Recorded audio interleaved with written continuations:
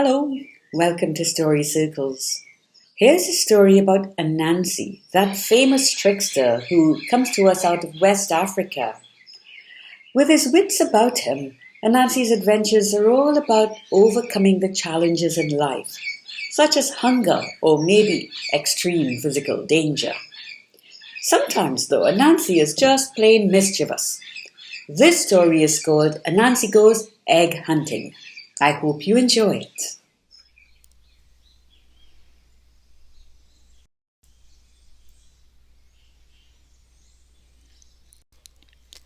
Anansi the spider was relaxing under the trees in his hammock at the end of a long, lazy day. He was looking at the sunset, thinking he should soon get up and fix his dinner. He was wondering what the easiest meal would be when he spotted an old acquaintance, Firefly. Anansi called out, "Where are you off to, brother?" Firefly stopped. "I'm about to go egg hunting. There's a great field just beyond that tall tree." Anansi peered in the direction his friend had indicated and saw that it was some distance away.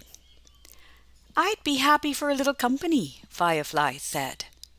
"Will you go with me?" "Oh, yes, certainly." Anansi grabbed his nearby sack and they set off together.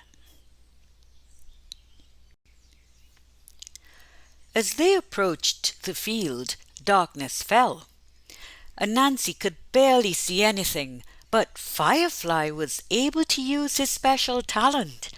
He pulled oxygen into his abdomen so that his light flashed on and off, red, orange, yellow, and sometimes even blue. And as he skimmed the surface of the field, Firefly drew up his wings to illuminate the eggs hidden in the grass. Anansi marvelled at the sight of the eggs, tinged with the colours of fire. He reached for all that he could see and stashed them away in his sack. Firefly's patience soon ran out. "Anansi, how could you not leave any for me? For this you will find your own way home." Firefly flew off into the darkness, and soon his flashes of light faded to nothing. Anansi stumbled about, dragging his bulging sack of eggs and trying to figure out the way home. He set off as best as he could, but was soon quite lost. After some time, he was relieved to make out a small abode. A plan took shape in his head. "Godfather," he called. "Who is it?" A sharp, annoyed voice answered. "Who's coming to my home so late at night?" Silver Fox appeared at the entrance. He had no godsons, and when he saw Anansi, he remembered that when he was just a little cub, the spider had tricked him into getting his paw snapped at by a river lobster. How Anansi had laughed at his pain! Well, Anansi now wanted to turn and run, but where would he run to? He decided that he'd risk taking shelter for the night, hoping the fox had no recollection of what had happened so long ago. So, with a cheerfulness he did not feel, he said, "Godfather, it's me, your godson." Seeing an opportunity for revenge, Silver Fox smiled. "Welcome." He eyed the bulging sack as he let Anansi in. "What have you brought for us, my boy?" Mrs. Fox and their 5 cubs circled the visitor. Reluctantly, Anansi opened the sack to offer his treasure.